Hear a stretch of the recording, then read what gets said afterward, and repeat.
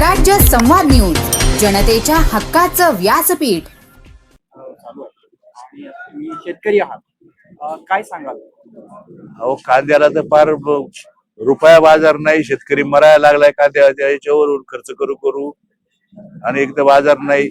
22 आणि 22 रुपये गोंद झाली कांद्याची आणि 8 रुपये रिकामी पिशवी 20 आणि 22 रुपये विकत घ्यावा लागत आणि 8 आणि 10 रुपये 9 रुपयाने कांदा विकते. सांगा तुम्ही शेतकऱ्याला काय फायदा आहे? आता तुम्हीच गणित करून आम्हाला सांगा किती बाजारभाव मिळावा म्हणून देवदत्त निकम यांनी कांदा मार्केटचा लिलाव आज बंद पाडलेला आहे. त्यांच्या भूमिकेला पाठिंबा की विरोध? पाठिंबा आहे. बाबा तुमची काय भूमिका? पाठिंबा आहे. पाठिंबा आहे. आता तुमचं कुठलं गाव? आमचं शिरूर तालुका फाकटे गाव. निकम साहेबाला 110% पाठिंबा आहे. 110? हा 110%. इथले सत्ताधारी आमदार यांचे काम इथं भवनात बोलायचंय. यांनी आवाज उठवला पाहिजे शेतकऱ्यांसाठी.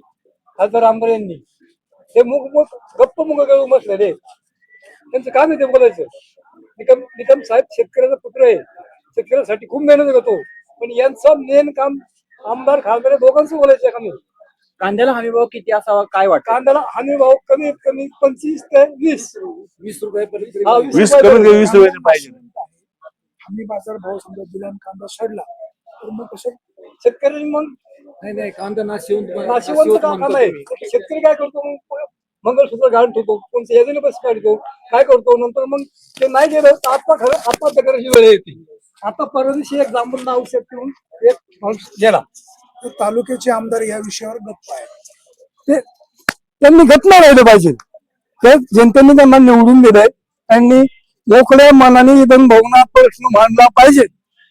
आता शेतकऱ्याला हमी भाव भेटला नाही तर आता काय पुढची शेतकऱ्याची भूमिका काय असेल तर त्यावर तीव्र आंदोलन औषधी पाठव ठरवलेलं आहे ते होणार. आणि चाकण, आळाफाटा, जुन्नर ही सुद्धा मार्केट कमिटी निकम साहेबच्या वतीनं सगळे शेतकरी बंद पाडणार आहेत. शिरूरचे आमदार पण या विषयावर काय बोलत नाही. शिरूरचे आमदार त्यांना फक्त मतदान घेऊन तिकडे त्यांना 40 गाव आमचे काही जोडलेले नाहीत, ते सुद्धा विषय घेत नाही. आणि ते सिटी भागात राहिले आहेत, वाघुदीचे आहेत, आई पवार गटाचे. हा आमच्याकडे 43 गटात नाहीये.